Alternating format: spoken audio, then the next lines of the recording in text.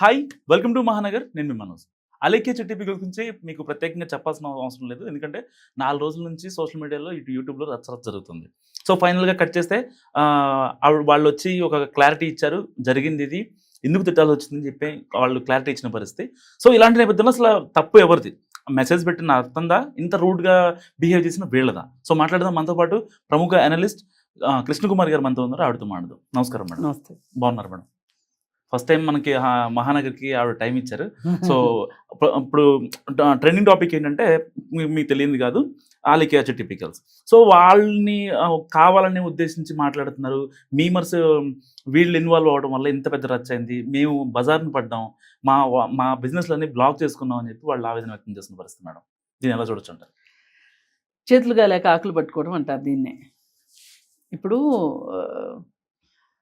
ఈ విషయం ఎప్పుడైతే కొంచెం రచ్చ అవ్వటం మొదలైందో ఇమ్మీడియట్గా కాస్త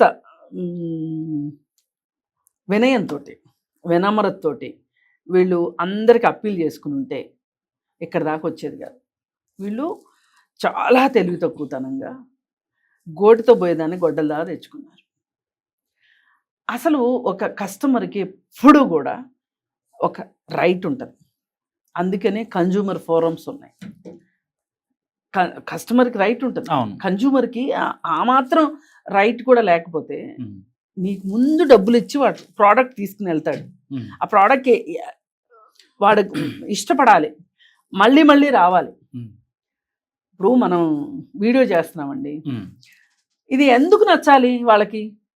ఎవరికైనా ఇందులో వాళ్ళకి తెలియంది ఏదన్నా చెప్పాలి, తెలిసిన దాన్ని ఇంకొంచెం మెరుగుపరిచి చెప్పాలి, వాస్తవం ఏంటో చెప్పాలి. దానిలో వాస్తవం మనం ఎందుకు వాస్తవం అనుకుంటున్నామో కూడా చెప్పాలి. మన పాయింట్ ఆఫ్ వ్యూ ఏంటో కూడా చెప్పగలగాలి. ఇప్పుడు ఇవన్నీ ఏమీ లేకుండా నేను ఒక వీడియో పెట్టాను, చూడండి, లైక్ చేయండి అంటే అయిపోదుగా. లైక్ చేయండి, సబ్స్క్రైబ్ చేయండి, ఇవన్నీ చేయకపోతే నేను మీ ఇంటికి వస్తా అంటే ఎట్లా ఉంటుంది? అది కరెక్ట్గా నీకు వాళ్ళు 1 కిలో పచ్చడి 2800 పెట్టి కొంటున్నారు అంటే వాళ్ళకి ఎంత ఎక్స్పెక్టేషన్ ఉంటుంది ఆ పచ్చడి మీద? 1 కిలో 2800 అంటే ఒక రొయ్యల పచ్చడి మీరు కిలో రొయ్యల పచ్చడి మీరు 2800కి అమ్ముతున్నారు అంటే ఇంకా కొంచెం ఎక్కువేనేమో. మటన్ పికెళ్ళు, చికెన్ పికెల్స్ అమ్ముతున్నారు. కంపేర్ టు మార్కెట్లో ఎక్కువ ఉంది, పెట్టొచ్చు రేటు. కానీ ఎవరైనా మిమ్మల్ని ప్రశ్నించినప్పుడు ఎందుకంటే మీది ఇంత రేటు ఉంది అన్నప్పుడు ఏం చెప్తారు? మేము పలానా వస్తువులు తీసుకొస్తాము, ఇంగ్రీడియంట్స్ అవి పలానా క్వాలిటీవి తీసుకొస్తాము, క్వాలిటీ ఆయిల్స్ వాడతాము, ఇలా రకరకాలు మనం ఎక్స్ప్లెయిన్ చేయాలి. ఇవాళ ఆల్మండ్ హౌస్ స్వీట్స్ చాలా కాస్ట్లీ, అలాగే చాలా టేస్టీ, అలాగే చాలా హెల్దీ. ఎందుకంటే వాళ్ళు ఏదైనా సరే నిల్వ ఉన్న పదార్థాలతో చేయరు. వాళ్ళు ఏదైనా ఇవాళ ఖర్చు అవ్వలేదు అని అంటే అది ముడి పదార్థాలు అంటే పాలు, కోవా ఇట్లాంటివి ఖర్చు అవ్వలేదు అంటే వాళ్ళు పారేసేస్తారు తప్పితే మళ్ళీ రేపు వాళ్ళు దాచిపెట్టి రేపు వాడదామని ఉండదు. అందుకు వాళ్ళకి అంత పేరు వచ్చింది ఆల్మండ్ హౌస్. అంత పేరు వచ్చిన ఆల్మండ్ హౌస్ వాళ్ళని కూడా మీరు వెళ్ళి షాప్కి వెళ్ళి ఏదైనా ప్రశ్నించండి, ఎంత వినయంగా చెప్తారు వాళ్ళు. అంటే ఒక వినియోగదారుడు ఏమి ఎక్స్పెక్ట్ చేస్తాడు? కస్టమర్ సాటిస్ఫాక్షన్ అనేది ఇక్కడ కస్టమర్కి అడిగినప్పుడు వాళ్ళ డౌట్ కావచ్చు, వాళ్ళ కోపం కావచ్చు, వాళ్ళ వెటకారం కావచ్చు, ఏదైనా నువ్వు డీల్ చేయాల్సిన అవసరం ఉంది. నీకు అంతగా ఇవన్నీ నీకు ఇష్టం లేకపోతే లేదండి మా దగ్గర ఇలాగే ఉంటుంది, మీకు నచ్చితే తీసుకోండి లేకపోతే లేదు, బలవంతం ఏమీ లేదు, ఇలా ఒక 2 ముక్కల్లో చెప్పేస్తే అయిపోతుంది. అయినా కానీ ఇబ్బంది పెట్టారనుకోండి, ఎవరన్నా ఇబ్బంది పెడితే మీరు కంప్లైంట్ చేయొచ్చు. ఇలా ఇదే పరిస్థితి అండి, నన్ను ఇలా ఇబ్బంది పెడుతున్నారని నేను ఈ విధంగా చెప్పానండి అని చెప్పొచ్చు. అసలు అన్నిటికన్నా దరిద్రం ఏంటంటే ఇది సోషల్ మీడియాలో డెవలప్ అయిన బిజినెస్. ఈ సోషల్ మీడియాలో మీరు మొహాలు చూపిస్తున్నారు కాబట్టి సరిపోయింది, కానీ ఇట్లా మొహాలు చూపించకుండా ప్రోడక్ట్స్ అమ్మే వాళ్ళు కూడా బోల్డ్ మంది ఉన్నారు, చాలా మంది ఉన్నారు. ఆ ప్రోడక్ట్ అలా మనకు బ్లింక్ అవుతుంది, మనకు నచ్చితే కొనుక్కుంటాము, లేకపోతే లేదు. ఒక్కొక్కసారి ఎన్ని మాయలు జరుగుతున్నాయి ఆన్లైన్ బిజినెస్లో.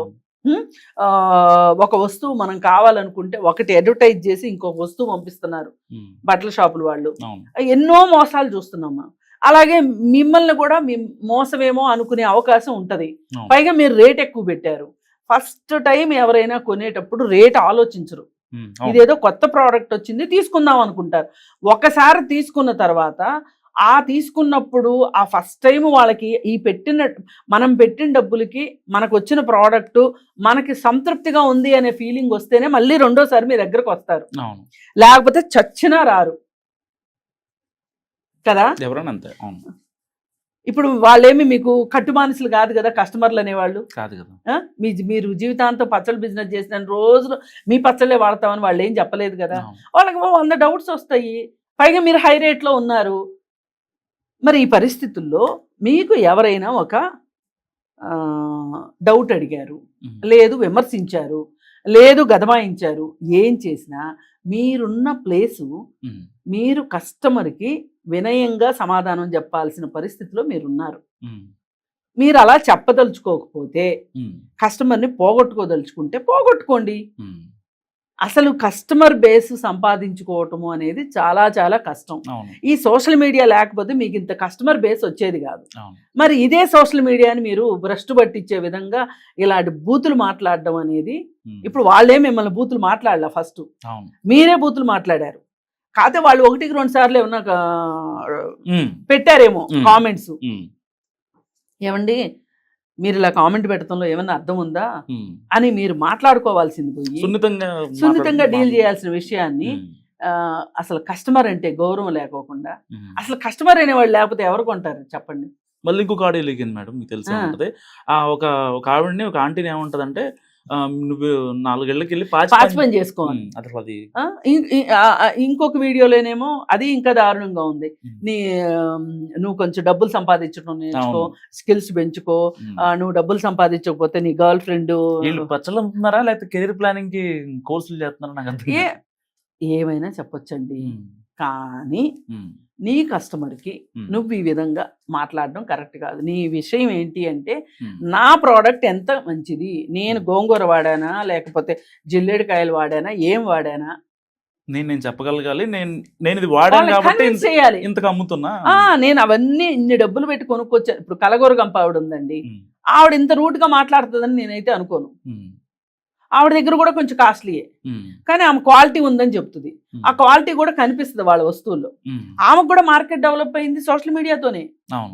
బయట ఇప్పుడు కాకపోతే ఆమె బయట స్టోర్లు తెరిచింది. ఇప్పుడు ఒకప్పుడు ఆ స్టోర్స్ లేవు కదా, అన్ని ఆన్లైన్ పంపించేది. సరే, ఏది ఏమైనప్పటికండి వ్యాపారం చేయటం తప్పు కాదు. కానీ వ్యాపారస్తుల లక్షణాలు ఉండాలి. అది అలాగే కస్టమర్స్ ని ఎట్లా డీల్ చేయాలో తెలియాలి. Customer is our God. ఎవరు ఒప్పుకున్నా ఎవరు ఒప్పుకోకపోయినా, అంటే వీళ్ళకి కష్టపడి మార్కెట్ లో బ్రాండ్ ప్రమోట్ చేసి ఆ కస్టమర్లు వచ్చి వీళ్ళ ప్రొడక్ట్ తో ఆ కస్టమర్లు ఇలా సర్వే అవ్వుకుంటూ వచ్చింది బ్రాండ్ కాదు కదా మేడం. అవును. సో ఏదో నైట్ లో వచ్చింది, వాళ్ళు కొంచెం అంటే సగం బట్టలు వేసుకొని చూపించుకుంటూ చేసుకుంటూ ఇట్లా చేసి ఇది పచ్చడి ఇది అని చెప్పి. అసలు కాదండి, ఇప్పుడు వీళ్ళు ఏ రోజు ఈ పచ్చళ్ళన్నీ వీళ్ళే తయారు చేసినట్టు పోజులు కొడుతున్నారు. జస్ట్ కాదు మేడం, అక్కడ వాళ్ళు మేకింగ్ గానీ లేకపోతే చికెన్ ముక్కలు వేయడం గానీ ఏమీ లేదు. వీళ్ళు పైన కాస్త సీజనింగ్ చేస్తున్నారు. లేకపోతే ఇంత మేకప్లతో ఎవరన్నా పనులు చేస్తారా అండి? ఎగ్జాక్ట్లీ. మేకప్ రీసెంట్ గా ప్రాన్స్ ఫ్రై మేకింగ్ చూసాను. మొత్తం ఫ్రై మొత్తం అయిపోయింది. పైన మసాలా ఇట్లా జల్లుతారు కదా, పై మసాలా, అది ఇలా జల్లిన తర్వాత దాన్ని కలిపి ఇదండి అని చెప్పి చూపిస్తున్నారు. వాళ్ళు చేసింది అక్కడ ఇంకా అదే కదా నేననేది. వీళ్ళకి మనకి ఎప్పుడైనా సరే అడ్వర్టైజ్మెంట్, మార్కెటింగ్ చాలా ఇంపార్టెంట్ బిజినెస్ లో. ప్రతి బిజినెస్ ఈ రెండు వాళ్ళకి సోషల్ మీడియానే తెచ్చిపెట్టింది. వీళ్ళకి కొన్ని వేవర్షిప్ ఉన్న వాళ్ళని వీళ్ళని ఛానల్ ఉంది వీళ్ళకి. దాంతో ఏంటంటే దాంట్లో వీళ్ళు ఏ డాన్స్లు వేసారా, ఎలా వేసారు, ఎలా కస్టమర్ వీళ్ళకి ఈ సబ్స్క్రిప్షన్ బిల్డప్ అయిందో నేను చెప్పను. కానీ వాళ్ళు మట్టుకు ఇవాళ పీపుల్ మైండ్ సెట్ ఎట్లా ఉందో మటుకు బాగా కనిపెట్టారు. కనిపెట్టి దానికి తగ్గట్టుగా డ్రెస్లు వేసుకొని దానికి తగ్గట్టుగా తయారు చేస్తూ ఉంటే ఒక ఆమె అడిగింది, అమ్మ డ్రెస్లు ఏంటమ్మా, ఆ లోకం ఏంటమ్మా అని ఒక ఆమె మెసేజ్ పెడితే ఆ మెసేజ్ కూడా వచ్చింది ఇప్పుడు బయటికి. ఆ మనాబూతులు తిట్టారు ఆవిడని పట్టుకొని. అవునా? అసలు మామూలు బూతులు కాదు. నాకు ఇవన్నీ ఏంటంటే ఒక ఛానల్లో మాట్లాడాలి అనుకున్నప్పుడు ఏంటి ఒక అమ్మాయి ఏదో ఎక్కువ తక్కువ మాట్లాడిందని ఇంత యుద్ధం చేయాలా ఎవరైనా అని నేను అన్నా. చూడండి మేడం, అసలు అమ్మాయి ఏం మాట్లాడిందో మీరు చూస్తే మీరే పెద్ద పోరాటం చేస్తారు అని చెప్పి నాకు అవన్నీ చూపించారు. చూపిస్తే నాకు కొంచెం బాధేసింది. మింగుడు వల్ల ఇలా కాదు, అసలు వీళ్ళకి ఈ మాత్రం శిక్ష పడాల్సిందే అనిపించింది. కాకపోతే ఇలాంటి శిక్షలు అందరికీ పడుతున్నాయా లేదా అనేది కూడా ఒక పాయింట్. ఇప్పుడు నా అన్వేషణ వాడు ఉన్నాడు, వాడు ఎన్ని బూతులు మాట్లాడతాడు. కానీ జనాలు కూడా వినసొంపుగా వింటున్నారు మేడం అసలు. అవును, జనాలకు కూడా ఈ బూతులు అలవాటైనాయి, సోషల్ మీడియా పుణ్యమా అని. అది కొంచెం వినసొంపుగా ఉంటది చెవులకి. లేదు మరి నాకు అనిపించదే వినసొంపుగా. అంటే నార్మల్ గా ఇప్పుడు ఎవరైతే ఎక్కువ సోషల్ మీడియా ఫాలో అయ్యే వాళ్ళు ఉంటారు కదా మేడం, వాళ్ళకి ఏదైనా ఒకటండి, సోషల్ మీడియాని ఒక రకంగా బూతులమయంగా చేసేసి సోషల్ మీడియా అంటే ఇది అని ఒక వరవడిని సృష్టించేశారు మహానుభావులు, గొప్పవాళ్ళు కొంతమంది. ఇప్పుడు శ్రీరెడ్డి ఉంది, శ్రీరెడ్డి ఇంటర్వ్యూలు, శ్రీరెడ్డి బూతులు ఇవన్నీ వస్తూ ఉంటే రాజకీయ నాయకులను ఇష్టం వచ్చినట్టు తిడతా ఉంటే ప్రత్యర్థి పార్టీలో ఉన్న వాళ్ళని అసలు ఆవిడ నోరు మూయించడం కోసం ఈ రోజుకి సరైన అడుగులు పడలేదు అంటే ఇక మీరు ఆలోచించండి, ఎవరికైనా భయం ఎందుకు ఉంటుంది అసలు? అంటే ఎవరికి నచ్చినట్టు వాళ్ళు, ఎవరికి తోచినట్టు వాళ్ళు బూతులు మాట్లాడేసి రీల్స్ చేసేసి షార్ట్స్ చేసేసి సోషల్ మీడియాని ఒక ఒక పెంట దెబ్బలాగా చేసేసారు. చేసేసి ఇది చిన్న పిల్లలు చూస్తే బూతులు నేర్చుకుంటారని ఇంగిత జ్ఞానం కూడా లేకుండా రీల్స్ లో చూస్తే బూతులు, ఇద్దరు మనుషులు కూర్చుని మాట్లాడుకుంటుంటే బూతులు, ఒక తల్లి కూతురు మాట్లాడుకుంటుంటే బూతులు. ఒకప్పుడు తల్లుల ముందు పెద్దవాళ్ళ ముందు పిల్లలు బూతులు మాట్లాడాలంటే భయపడేవాళ్ళు. ఇప్పుడు ఏం చేస్తున్నారంటే ఇంగ్లీష్ లో మాట్లాడుతున్నారు అవే బూతుల్ని. మగపిల్లలు రోడ్ల మీద మాట్లాడే బూతుల్ని ఆడపిల్లలు ఇవాళ ఇంగ్లీష్ లో మాట్లాడుతున్నారు ఇంట్లో. ఎవరు ఇంట్లో వాళ్ళు కాదనట్లా. అసలు ఒక్క చిన్న మాటని బూతు మాటని అనడానికి ఒకప్పుడు గజగజ వణికిపోయేవాళ్ళం మా జనరేషన్ వాళ్ళం. మగపిల్లలు మాట్లాడేవాళ్ళు, అప్పుడు మాట్లాడుతున్నారు ఇప్పుడు. అంటే మగపిల్లలకు లైసెన్స్ ఉంది ఆడపిల్లలకు లేదు అనేది కాదు ఇక్కడ ప్రశ్న. ఎవరిమైనా ఒక సంస్కారహీనంగా మాట్లాడడం అది ఆడవాళ్ళైనా తప్పే మగవాళ్ళైనా తప్పే.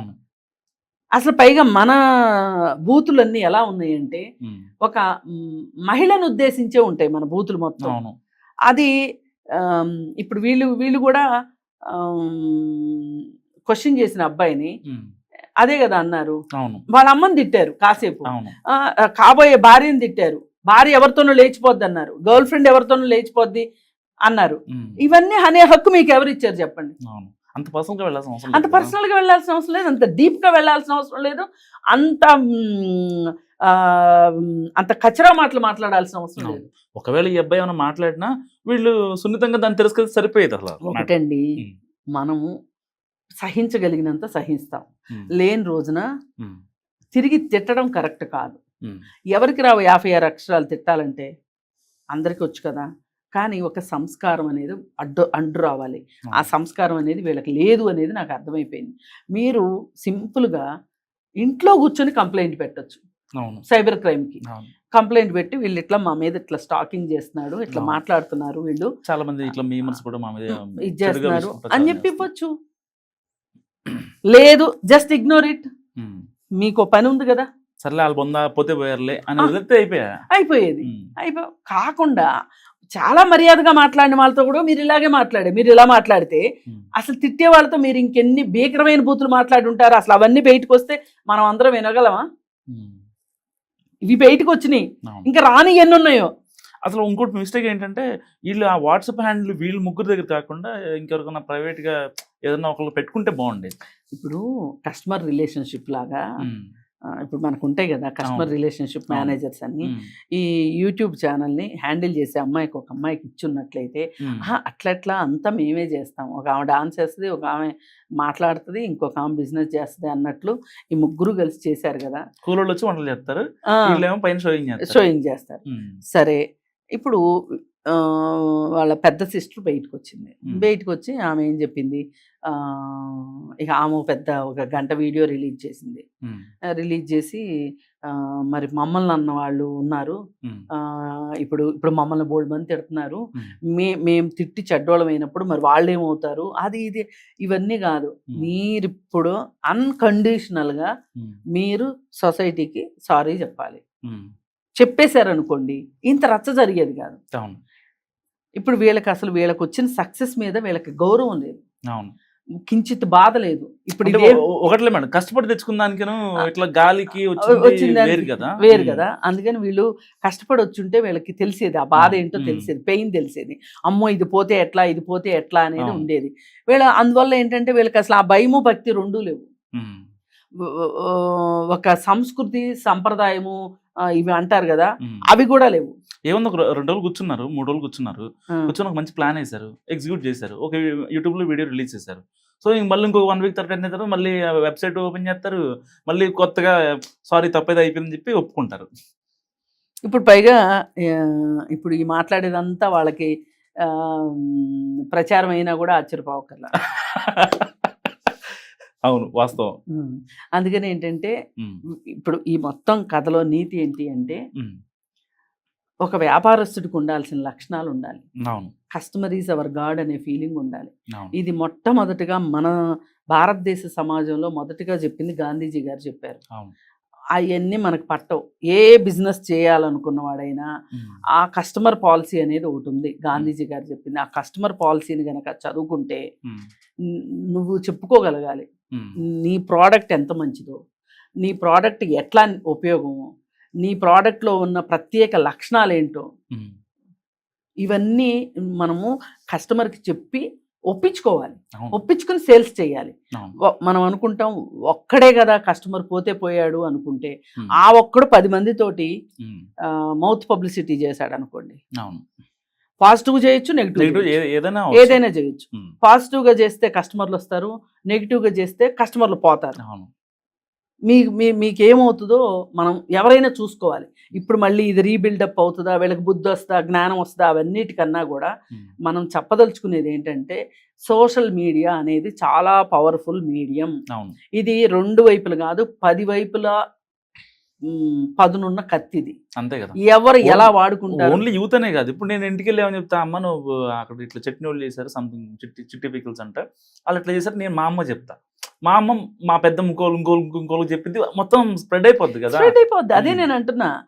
అందుకని ఏంటంటే మనం సాధ్యమైనంత వరకు బిజినెస్లో ఉన్నవాళ్ళు మంచి మర్యాదతోటి మాట్లాడాల్సిన అవసరం ఉంది.